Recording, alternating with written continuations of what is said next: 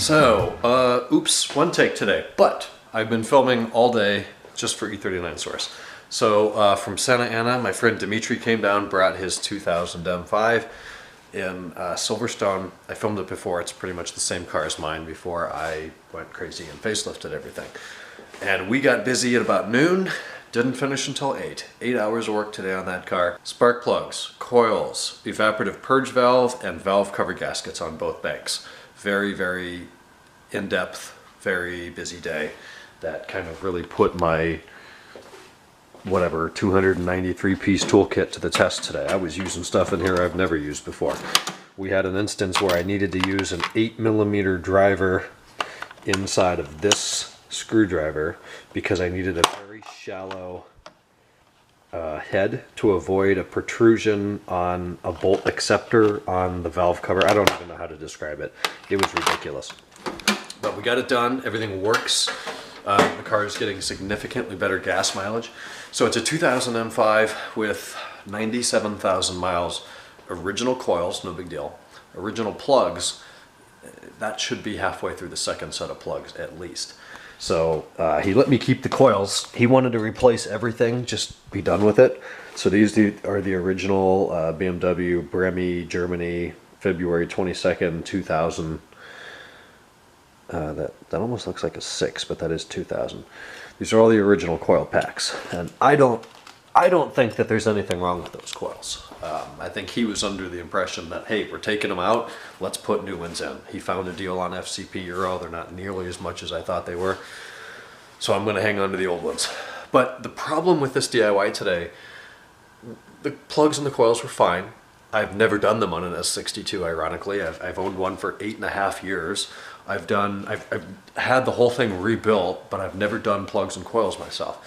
But that was no big deal. I've done them on the E60, I've done them on the E46, that's fine. The problem was the evaporative purge valve. Like, that was the big problem. And we had the upper plenum and the lower plenum off. We had the valve covers off at the time. We had the beauty covers off, the plugs and the coils out.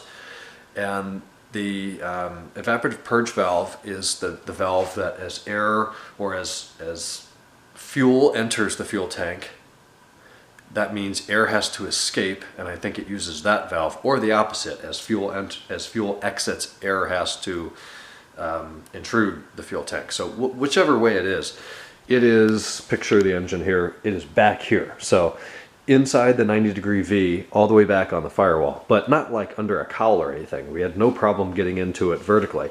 The issue is, it sits down there and it's on a hose that does not give you any wiggle room whatsoever to pull it out and it's just a nipple. There's a hose on a nipple with a little step in it that as you push the hose on there, it's, you know, not inclined to come back out. But we were sitting there for an hour trying to figure out how to get that hose off of there. You can't get any tools in there. You can barely get one hand in there. The hose isn't long enough to pull it out. It's all you can do to turn the thing over almost upside down. What a pain in the ass.